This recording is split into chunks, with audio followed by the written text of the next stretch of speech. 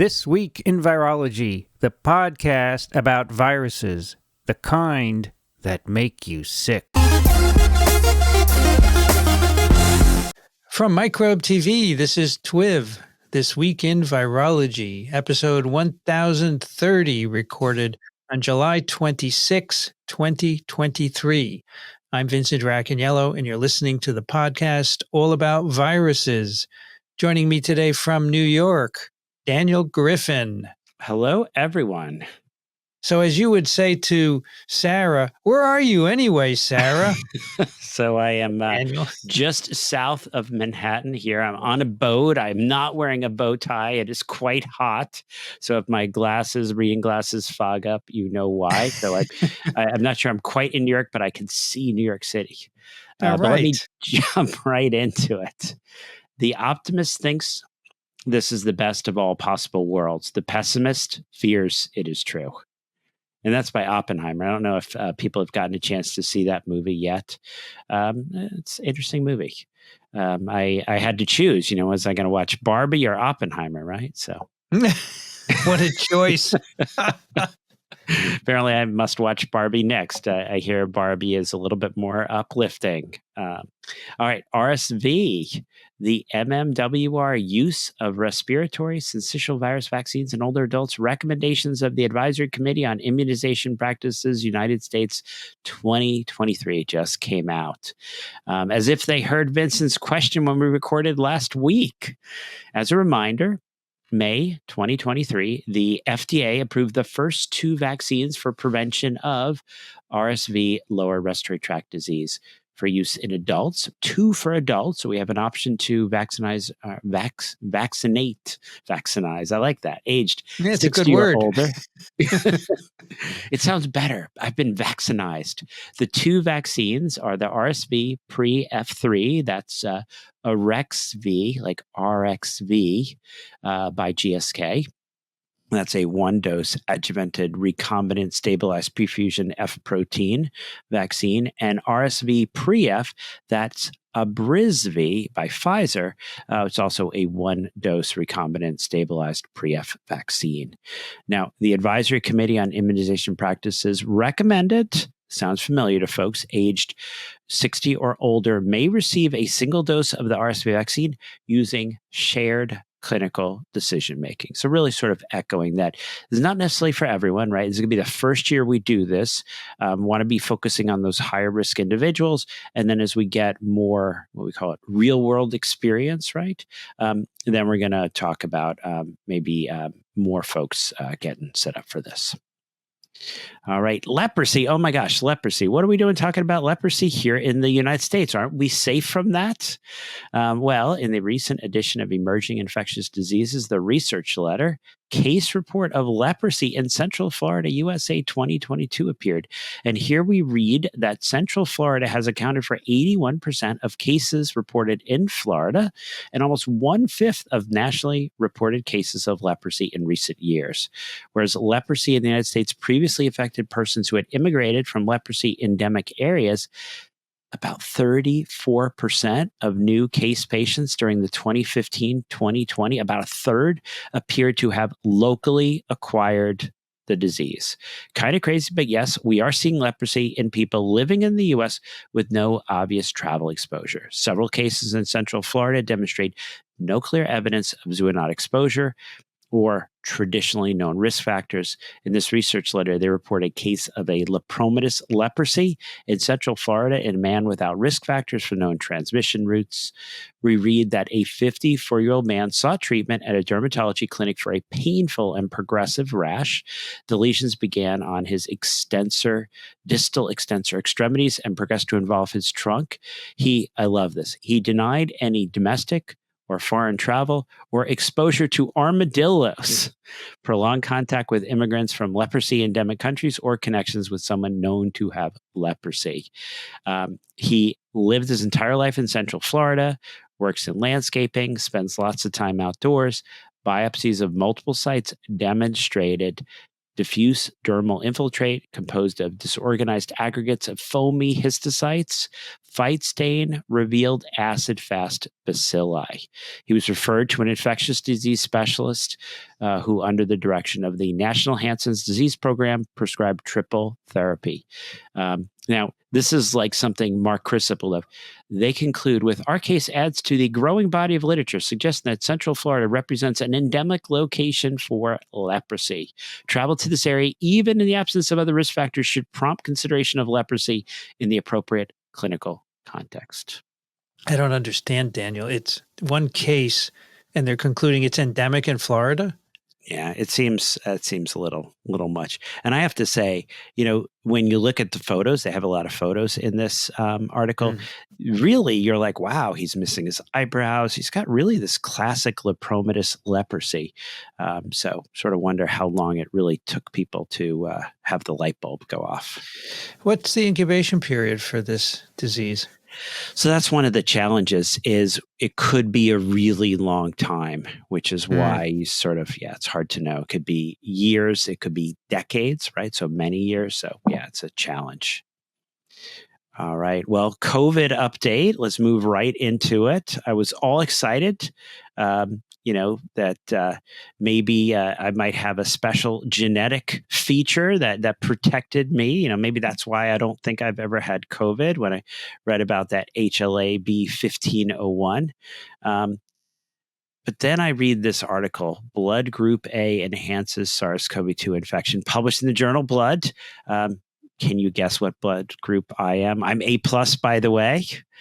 Disturbing, but very interesting. The authors start by pointing out that the receptor binding domain of SARS-CoV-2, which facilitates host cell engagement, bears significant similarity to galectins, an ancient family of carbohydrate binding proteins. So as ABOH blood group antigens are carbohydrates, these investors compared the glycan binding specificity of the SARS-CoV-2 RBD with galectins, similar to the binding profile of several galectins. The receptor binding domains of SARS-CoV-2, including Delta and Omicron variants, exhibited specificity for blood group A. Not only did each RBD recognize blood group A in a glycan array format, but each SARS-CoV-2 virus likewise displayed a preferential ability to infect blood group A expressing cells. An enhancement of SARS-CoV-2 infection, while similar incubation with a galectin that does not recognize blood group antigens, failed to impact SARS-CoV-2 infection. Now, the authors conclude that these results demonstrate that SARS-CoV-2 can engage blood group A, providing a direct link between ABO, blood group expression, and SARS-CoV-2 infection. Open access, and just for fun, I do encourage people to take a look at the figures. I have to say, I'm not sure I quite understand how this engagement facilitates entry of the virus. Yeah, I mean, it's already engaging ACE2, right? So what is this doing? Try to figure out how this enhances that binding, or somehow how this leads to, despite this sort of impressive, affinity, the really nice figures. But yeah, and as an A+ person, I'm liking to not believe that this is really relevant for me, of course. So, all right. Also, a chance to discuss wastewater with the article Predicting COVID-19 Incidence Using Wastewater Surveillance Data, Denmark, October 2021 through June 2022, published in Emerging Infectious Diseases. So how helpful is wastewater monitoring in actually predicting incidence of COVID-19? Right? Could it be just one person's dumping a whole lot in there, and that makes us worry? Is it really a reliable indicator? Well, the authors start by pointing out that while analysis of wastewater is used in many settings for the surveillance of SARS-CoV-2, it remains unclear how well wastewater testing reflects incidence. Do the levels, as I say, reflect just a few people, maybe one particular person getting lots of RNA in the wastewater, or is there really a connection with incidence in people? So they had to look when people were still testing. Well, Denmark has had an extensive wastewater analysis system that conducts 3 weekly tests in about 200 sites and has, you ready for this, 85% population coverage. The country also offers free SARS-CoV-2 PCR tests to all residents. That might be past tense at this stage. In this study, they found that wastewater data combined with information on circulating variants and the number of human tests performed closely fitted the incidence curve of persons testing positive. The results were consistent at a regional level and among a subpopulation of frequently tested healthcare personnel. They conclude that these results imply that data from a large-scale wastewater surveillance system can serve as a good proxy for COVID-19 incidence and for epidemic control. So encouraging for those of us that actually have a wastewater system to surveil. All right. Now, I wanted to, as I move through my COVID active vaccination section, I wanted a quick plug for TWiV 1028. 1028. How do I say that? Whatever you want. Asymptomatic SARS-CoV-2 infection in T cells. A great discussion and deep dive into that paper, a common allele of HLA is associated with asymptomatic SARS-CoV-2 infection. I briefly mentioned this last week, but this is what I really like. It really got me thinking. I like the idea that in certain individuals, T cells are what are responsible for asymptomatic infection, right? So do we really need a mucosal vaccine with boosting every 3 to 4 months, or an HLA optimized T cell targeting vaccine with years of durability to prevent COVID-19? That's a good question, because these individuals had previous infection with common cold coronaviruses, and there's a T cell epitope that cross-reacts, right? So common cold infection is enough to do it, but it's not 100%, right?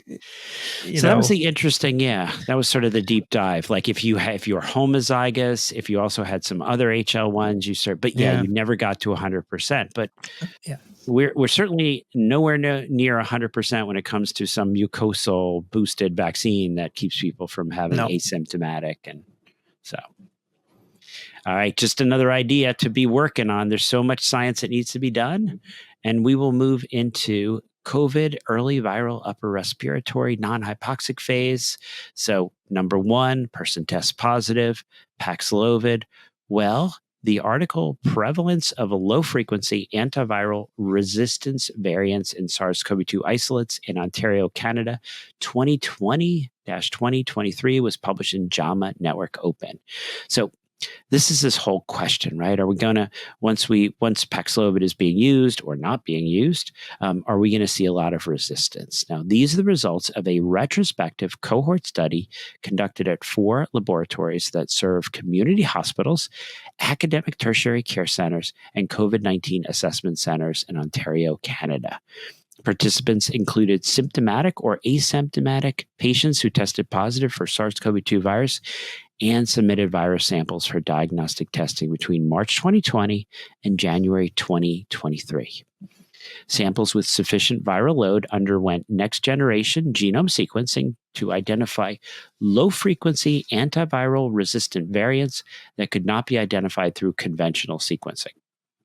The study included 78,866 clinical samples with next-generation whole genome sequencing data for SARS-CoV-2. Low-frequency variants in the viral NSP5 were identified in 0.16%, so a fraction of a percent, with no single variant associated with antiviral resistance predominating. Percentages from each laboratory were similar, all of them being less than 1%. So let me break this down. So for starters, NSP5, did I lose you? This is the gene that encodes the main protease, the MPRO of SARS-CoV-2. So we are here looking at non-synonymous mutations, right? So changes in RNA that change the amino acids in the protease that is targeted by Paxlovid. Then a few caveats. We may not see much here because the use of Paxlovid has been relatively limited in Ontario. We hear because of an initially limited supply of the drug, government restrictions, and prescribing guidelines. not to mention all the forest fires, which could have limited the selective pressure placed on the virus. On the other side, variants detected at low frequencies could be due to artifacts of this sequencing process.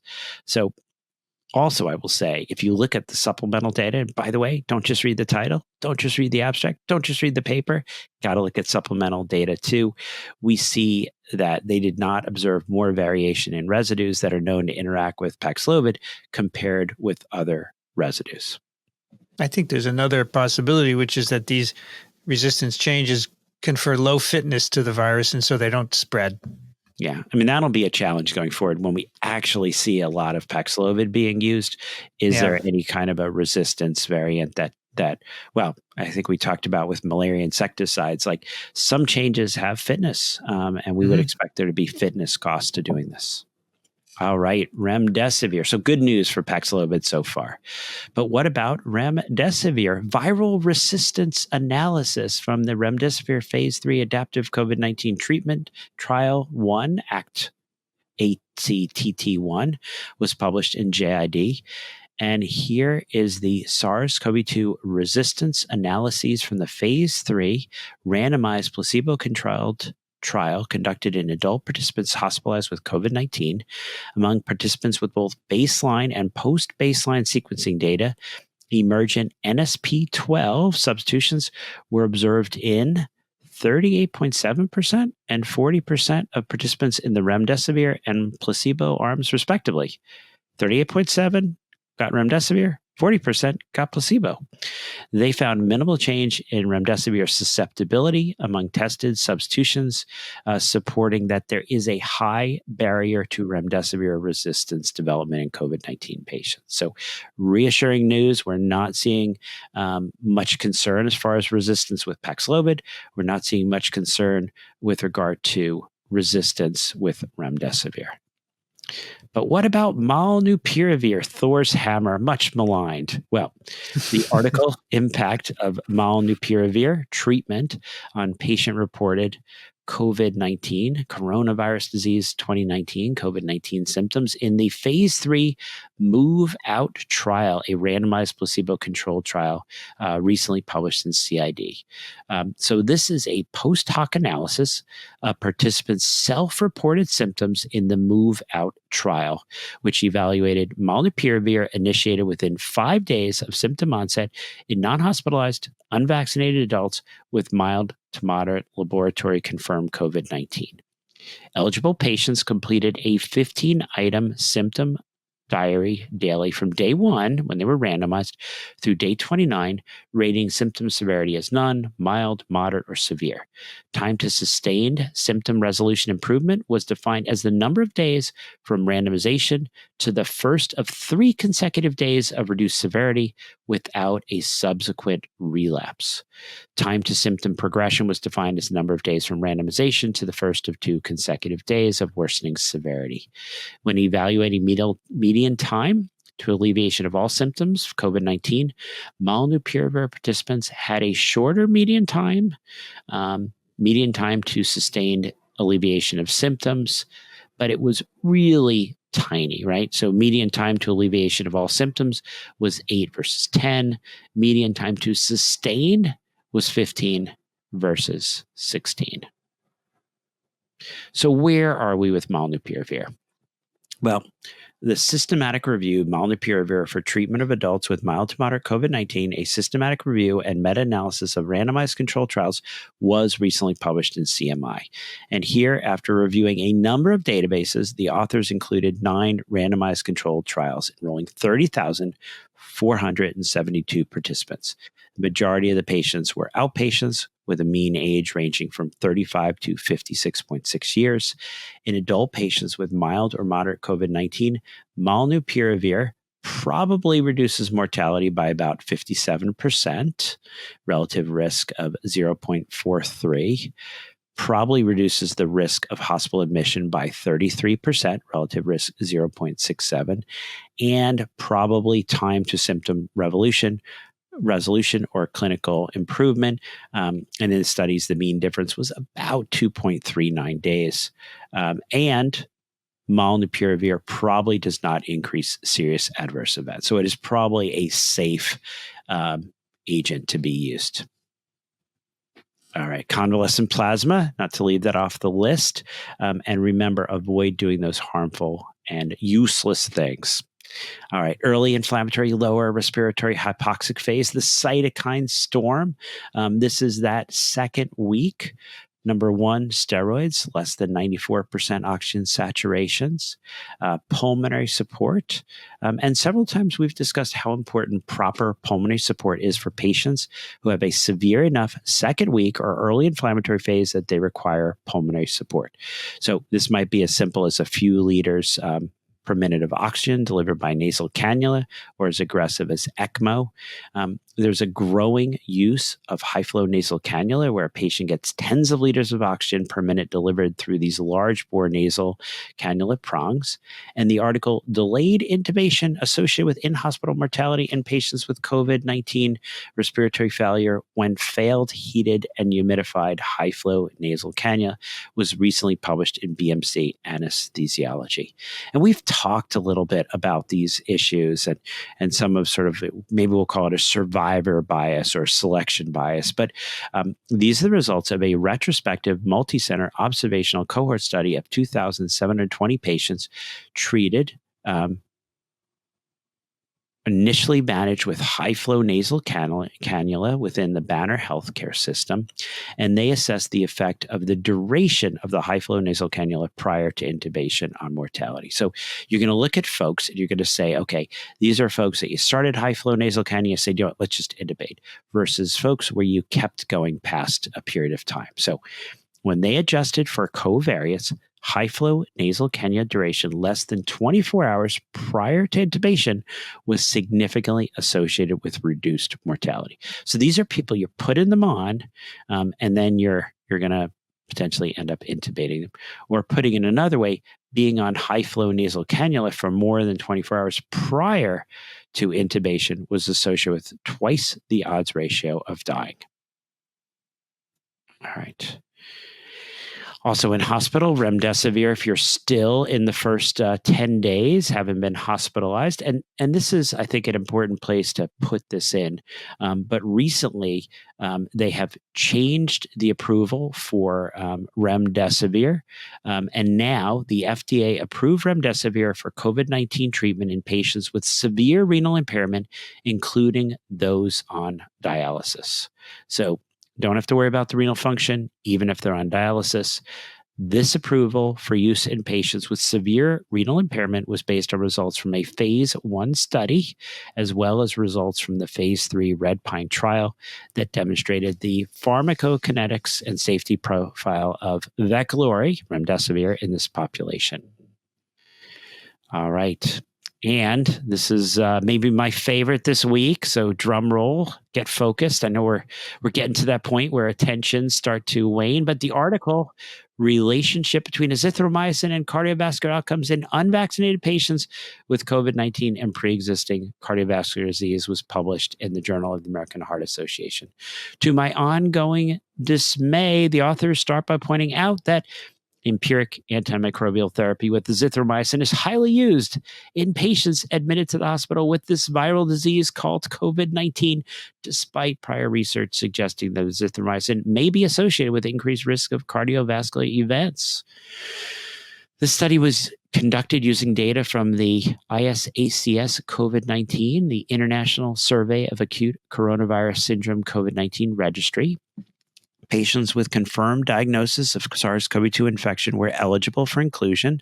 The study included 793 patients exposed to azithromycin within 24 hours from hospital admission and 2,141 patients who received only standard of care, interesting, standard of care without this azithromycin.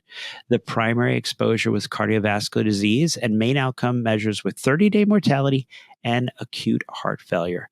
Among 2,934 patients, 1,066 or 36.4% had pre-existing cardiovascular disease. And in this COVID-19 cohort study, azithromycin therapy was consistently associated with an increased risk of acute heart failure and death in patients with pre-existing cardiovascular disease. Can we get this message out, Daniel? I think we need to get it out. It's amazing that people feel like it's innocuous. I don't know. All right. The late phase, long COVID. Not happy with the results here. The article, The Effects of COVID-19 on Cognitive Performance in a Community-Based Cohort, COVID Symptom Study Biobank Prospective Cohort Study, was published in eClinical Medicine. Basically, what is happening here is they're using this symptom study smartphone app. They're following thousands of people for a period of time, and the effects that they're seeing were comparable to hospital presentation and sort of followed over time. They're seeing about a 10-year age difference in the cognitive hit that some of these folks are getting. And the longitudinal analysis showed no evidence of cognitive change over time, suggesting that cognitive deficits for affected individuals persisted almost 2 years since initial infection in the study. Now, I want to put that kind of in context of the fact that, as we repeatedly say, and a number of other studies have shown, the natural history of this disease tends to be improvement. So, not sure this is consistent with a lot of what we're saying, but I did want to make sure I shared this. On a more positive note, as we near the end here, we have the publication in eClinical Medicine of the article, Clinical Phenotypes and Quality of Life to Define Post-COVID-19 Syndrome, a cluster analysis of the multinational prospective orchestra cohort. We are really seeing a theme as these investigators present the results of a prospective multi-center cohort study conducted February 2020 to June 2022 in 5 countries, enrolling SARS-CoV-2 out and in patients followed at 3, 6, and 12 months from diagnosis. Here they're looking at clinical and biochemical features, antibody response, which variant of concern, physical, mental quality of life, and the outcome of interest was identification of risk and protective factors for PCS, so long COVID, by clinical phenotype, setting, severity of disease, treatment, and vaccination status. They used a questionnaire to assess the evolution of the quality of life. They identified 4 clinical phenotypes: a chronic fatigue-like syndrome, fatigue, headache, memory loss, a respiratory syndrome, cough, dyspnea, a chronic pain syndrome, arthralgias, myalgias, and a neurosensorial syndrome, alteration in taste and smell. So I will wrap it up there. We're getting right near the tail end. This is, I think, the last episode we'll record for our Foundation International Medical Relief of Children. No one is safe until everyone is safe. Pause the recording right here. Go to parasiteswithoutborders.com. Click on that donate button. Help us get to that point when we can donate $20,000 to FIMRIC. It's time for your questions for Daniel. You can send them to daniel@microbe.tv. Mary writes, I'm 72 with an autoimmune condition, but otherwise healthy, vaccinated 5 times, most recently in May. I have not had COVID. I'm sure because I continue to mask. I don't eat indoors. In other words, it's unlikely that I encounter the coronavirus in my daily life, and I live alone. Most of my friends and neighbors no longer take any precautions, and now that at-home tests are no longer freely available, nobody tests before social events. My question is this: if I socialize with someone who doesn't have any symptoms, including some they might attribute to allergies or a common cold, how safe I am if they have asymptomatic COVID if I mingle unmasked? I remember that during the initial phase of the pandemic, asymptomatic spread was a major source of illness, but that was before vaccines were available. Yeah, so you make a great point. So the first thing I will point out, this is the reassuring truth, is that at least in many areas right now, there's a lower incidence of SARS-CoV-2, of COVID-19 than we've seen previously. We're also getting down to 600 or 700 deaths per week here in the U.S., which is a low number relative to where we've been. So now is a safer time. A lot of us are worried about December or January as we get into those times. Also, a lot of opportunities for socialization can be done outdoors, so that is safer. But no, this is a challenge, right? For the high-risk individuals, for those 600 or 700 people that died this week, those 600 or 700 people died this week. That was not, mild by any extent. So yeah, you're really presenting a lot of the challenges. People who have symptoms that might be COVID-19, they're not going to necessarily test because of all the things you mentioned. I think you could do it. You could easily spread asymptomatically, right, Daniel? I think it's a huge issue, and maybe I sort of like applaud my son Barnaby, and my daughter Eloise, because when we went to see Oppenheimer, I had in my back pocket, which I then distributed before we entered, N95 mask, which everyone wore while we watched the movie. Matthew writes, can you please review recommendations for use of antiviral therapies in pregnant patients with COVID-19? I recently had a case where I recommended treatment, but the patient's obstetrician told her not to take Paxlovid because, quote, she would do just fine. Yeah, so that's the big challenge, and I'm not sure how we get it through to these people. Do you have to make the phone call when one of their patients doesn't do fine and then dies? Paxlovid is recommended by your professional society, by the way, because being pregnant, getting COVID-19 is a high risk situation. Yeah, that's the whole big thing. A lot of people will probably be just fine, but the people that are not just fine, once that window closed, you've missed that opportunity. So Paxlovid is recommended during pregnancy. Remdesivir is recommended during pregnancy. So that would be the recommendation, is to actually go forward with that. Eli writes, I just learned that CMV is the most common cause of non-genetic birth defects in the U.S. Some European countries screen pregnant women for CMV, some do not.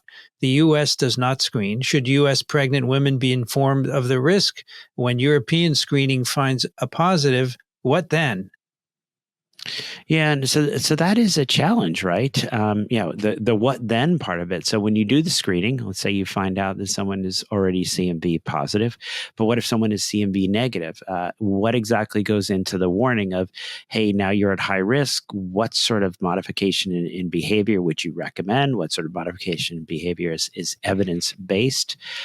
So no, this is actually quite a challenge that you bring up.